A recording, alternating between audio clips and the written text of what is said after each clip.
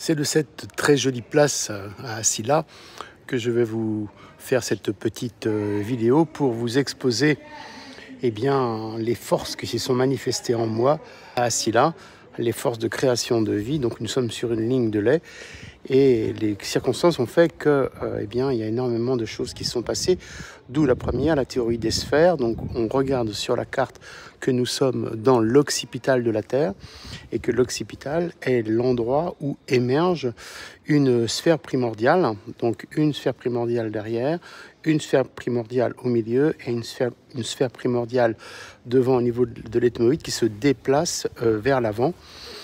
Et donc tout ça correspond à l'origine fondamentale de l'émergence de la vie.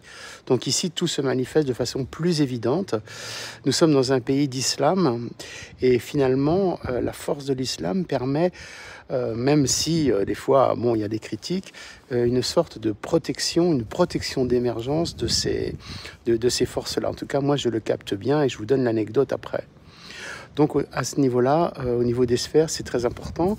Et cette sphère, notamment centrale, correspond aux sphères de création de vie qui vont donc toutes être attribuées à un organe, voire une fonction. Donc il y a la sphère au niveau de l'estomac, la sphère au niveau du pancréas, la sphère au niveau des poumons, et tout doit être en accord pour rester sur notre dynamique fondamentale de vie et éviter les bugs, les couacs qui font aller mal, vieillir et voire mourir prématurément. Donc tout cela est très évident, même si c'est travaillé un peu en France et en Bretagne. Ça se manifeste de façon plus évidente ici, avec l'énergie, la chaleur, etc. Peut-être. Donc voilà ce qui se passe. Deuxièmement, alors mon amie, donc comme c'est une vidéo qui sera mise en ligne, je ne peux pas dire son prénom pour la protéger, mais une amie musulmane, donc voilée, on va dire, qui fait ses prières tous les jours, a une force considérable. De ce fait, je vous explique pourquoi. Donc déjà, elle est Zouri. Donc les Zouris sont Z-O-U-H-R-I, quelque chose comme ça, sont des enfants qui naissent avec une énergie spéciale, moi je dirais enfants lumière, ça se voit dans les lignes de la main, mais c'est des enfants atypiques qui sont, juste pour l'histoire, très convoités par les forces du mal pour leur tirer leur énergie, et souvent les parents qui ont des enfants Zouris sont très inquiets et les protègent. Donc mon amie musulmane est de cette force-là, et cette force-là exploitée de façon fondamentale, c'est-à-dire sans concession, puisque nous luttons contre notamment la promoteur véreuse qui a fait tant de mal. Donc nous ne dévions pas. Et moi, je me reconnais dans cette énergie de force de vie non déviante. Alors, ça nous fait beaucoup de problèmes, beaucoup d'ennemis. Mais ce piquet-là que nous plantons, par exemple, on ne vend pas notre âme, comme Mamoshvi a vendu son âme, comme les gens vendent leur âme par intérêt. Nous, on n'y arrive pas. Moi, je n'y arrive pas. Et ça donne quelque chose d'atypique, en tout cas, une relation avec mon ami musulman qui est incroyable. Donc, l'anecdote qui s'est passée était vraiment hallucinante. Nous mangeons un couscous donc attablé à Asila et une table style européen, marocain un peu mélangé, donc s'installe à une dizaine de mètres à peu près, et je vois mon ami qui est très troublé et qui commence à ne plus parler, et elle me dit: je fais des mantras, donc des sourates ils disent, pour me protéger de cette femme.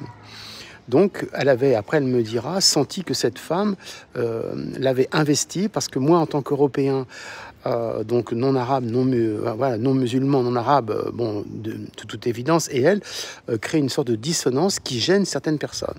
Et cette femme-là était investie, me dit-elle, par les forces du mal, et les forces du mal essayaient de rentrer à notre niveau, donc dans notre table, quoi. On est deux, mais voilà. Et non, donc elle fait ces mantras, et donc je lui dis: dis donc, qu'est-ce que c'est incroyable. Je la sentais vraiment préoccupée. Et là, quelque chose d'incroyable se passe. Je suis donc entre les deux, donc je suis pris en sandwich quelque part, et là elle fait ses mantras en direction de la femme pour se protéger et peut-être même lui faire du bien, je ne sais pas. Et à ce moment-là, je me sens baigné dans une force d'amour comme j'ai rarement eu, un peu comme l'extase mystique que j'ai eu rue du Bac, mais même encore différente, et un peu comme les iconographies de Bouddha, un tourbillon de feu au-dessus de ma tête, qui correspondrait peut-être un peu au symbole de la glande pinéale Donc la pomme de pin qu'il y a, mais en spirale de feu sur ma tête. Mais je n'avais jamais eu ça. Donc j'étais investi par une force de puissance et de feu purificateur. Donc j'étais entre les deux et je lui ai expliqué après. Donc voilà, après on s'explique doucement dans le sens où, bon, elle, il faut qu'elle, comment je vais dire, qu'elle accepte de traduire les versets du Coran à un non-musulman. Donc nous, on est un infidèle, entre guillemets, hein, ce qui est encore à expliquer après. Et donc voilà. Et on se retrouve après chez moi, dans mon bureau, où il y a l'ordinateur et une chaise. Et là, elle s'assoit sur la chaise parce qu'on avait des choses à remplir pour l'administration, bref. Et là, une fois qu'elle est partie, quelques temps après, Janine s'incarne à la place de mon ami. Donc la chaise était vide et je vois la forme puissance, hein, on peut dire une forme puissance de Janine qui arrive et qui était là.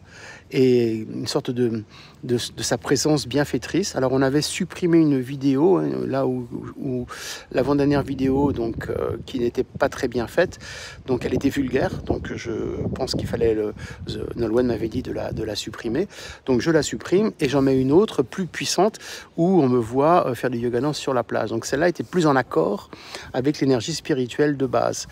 Et donc je pense qu'il y a quelque chose que Janine a voulu me faire passer comme message, comme quoi c'était bien, mais de toute évidence, si vous voulez, c'est la présence, la trace de la présence de mon ami musulmane qui a fait qu'il y a eu un portail. Il y a eu un portail, ça s'est passé comme un portail où Janine a pu venir et presque invisible, un peu comme dans Ghost, quoi. Vous voyez, et c'était pas une illusion, hein. Bon, on s'est un peu touché, enfin, voilà, c'est intime, mais bon, pourquoi pas, hein. J'explique ce qui se passe dans ces forces, donc qui sont très habilement travaillées, je peux dire, par l'islam. L'islam est une énergie purificatrice qui permet de rentrer dans ces espaces-temps. Et je pense que l'islam est là pour purifier. Là, mon ami est d'accord. Tous les infidèles, mais bon, je dirais les chrétiens infidèles, dans le sens où ils cèdent toujours à l'Ancien Testament. Vous voyez ce que je veux dire? Donc, en fait, ils ont été pollués par les instigateurs de l'Ancien Testament, qui sont en fait des fake news bibliques. Et je pense que cette vue de l'islam est très intéressante. En tout cas, pour moi, si l'islam pratiqué comme mon ami, hein, je pense qu'il y a tout un tas de choses différentes, permet de rentrer dans ces espaces-temps, là c'est génial, quoi. Donc voilà ce que je voulais dire. Et ensuite, on va continuer en plus biologie, hein, puisque nous sommes assez terre à terre. Et donc je suis amené à me réintéresser à l'épigénétique. À l'épigénétique, donc ce sont les influences étrangères qui gèrent l'ADN. Mais ce qui est très curieux, c'est que les histones, c'est-à-dire les sphères autour duquel s'enroule le code génétique, hein, donc l'ADN, donc ressemblent étrangement aux sphères de pulsation qui sortent du cerveau, hein, donc celle dont je vous ai parlé, qui permet la sphère de gérer l'ensemble des organes et bien se reconstruire la nuit, par exemple, hein. Il faut que tout soit en accord. Donc nous, on le sent en poulpant le cerveau vibratoire quantique, donc le CVQ, donc il y a 12 sphères différentes, enfin 12 états de pulsation qui se traduisent en sphères qui après vont se transformer en médusa, en aile d'oiseau, etc.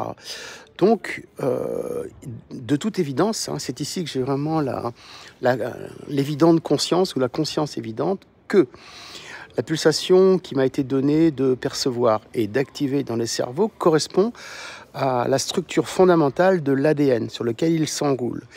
Et que lorsqu'il y a des interférences, donc l'épigénétique, donc des mémoires, mais des mémoires de vie, de pollution ou de mauvais comportements, c'est-à-dire des choses qui sont noires dans notre vie, et bon, là, on peut faire court, eh bien, cela va interférer, bloquer le mécanisme d'expression du génome fondamental, donc de l'ADN fondamental, celui qui est géré par les temporaux, je vous rappelle, hein, les temporaux qui donc après permettent de gérer la pulsation de base, donc l'ADN fondamental. Donc je pense que c'est important parce que toute la biopsychanalyse, la thérapie vibratoire quantique est maintenant, de toute évidence, biologiquement basée sur le mécanisme de l'épigénétique. C'est-à-dire, nous, on perçoit tout ce qui est parasite au niveau de la pulsation et on l'enlève. À ce moment-là, l'expression du soi cosmique, l'expression de son ADN fondamental, donc le lien à Dieu, hein, et ici on est très relié à Dieu, hein, voilà, hein, je vous ai expliqué mon expérience, eh bien, permet de faire un chemin de vie le plus droit possible, le plus parfait possible, en fonction de son incarnation. L'idée, c'est que en thérapie vibratoire quantique, accéder à cela, il y a deux choses. Il y a passer par l'extérieur, donc on va dire caresser l'épigénétique pour donc les mémoires de stress, les mémoires de pollution, hein, pour enlever les couches qui sont autour de la pulsation fondamentale matérialisée par les histones, on va dire, hein, par les histones. Et donc c'est la technique, on va dire, du petit véhicule, si on dit chez les bouddhistes, c'est-à-dire c'est beaucoup plus long, forcément, mais c'est moins douloureux. La technique que j'ai mise au point, c'est le sérum minéral quantique qui permet, par l'introduction du sérum minéral quantique dans le corps, d'accéder immédiatement à la pulsation fondamentale et donc d'exploser. Hein, imaginez, vous avez une sphère qui gonfle et qui explose tous les parasites qui se sont collés autour. Et là, c'est beaucoup plus spécial et traumatisant parce qu'il faut que la personne soit dans l'acceptation, accueille, maintenant c'est la mode, soit consentante, parce que cela fait énormément de bouleversements. Des dégâts, non, mais des bouleversements. Mais c'est évidemment beaucoup plus rapide. En tout cas, moi, c'est celle que je pratique, vu mon âge. Moi, je n'ai plus le temps de nettoyer, voilà, les stress, mémoire du tabac, mémoire de la drogue, mémoire des blocages, mémoire des vaccins, etc. Moi, il y a un moment, un âge, on n'a plus envie de recommencer à zéro pour les débutants. Et donc, c'est Nolwenn qui se charge de ça pour l'instant. Mais voyez comment cette puissance d'énergie reliée à Dieu, qui me ramène dans des expériences fondamentales hallucinantes, qui me permet de conscientiser biologiquement, donc vous expliquer biologiquement plus précisément, et donc d'être en accord avec la science, hein, on va dire la science occidentale, mais bon, c'est idiot ce que je dis, hein, avec la science globale, en tout cas les découvertes, comment est-ce que l'on peut, pas se rattraper, mais si vous voulez, se poser là-dessus, pour donner une explication rationnelle, et être moins dans le flou, et que la personne qui va donc bénéficier de la thérapie vibratoire quantique va être justement, elle va avoir l'explication des deux phénomènes, l'un et l'autre, et de basculer sur l'un et l'autre. Vous voyez, le choix peut se faire après. Donc, comme il y a un an où je suis revenu avec le sang doré, je ne sais pas si mon sang sera bien. Un an après, je reviens avec toute cette masse d'informations qui est hallucinante. À Silla, cette ville sur la ligne de lait qu'avait choisi Janine pour terminer sa vie. Bon, la vie a été un peu écourtée, mais apparemment elle nous suit dans l'autre dimension, hein, donc c'est quand même aussi assez touchant. Tous les ingrédients qui pour moi se mettent en place pour me conforter, me rassurer, parce que c'est pas facile, hein, de continuer seul dans cette voie qui est, si vous voulez, le maintien de l'énergie source. Et pour terminer, par rapport à l'énergie source, je pense qu'il est important de reconnaître la source. Hein, alors on peut dire la source jaillissante, la source divine, mais je dirais plus prosaïquement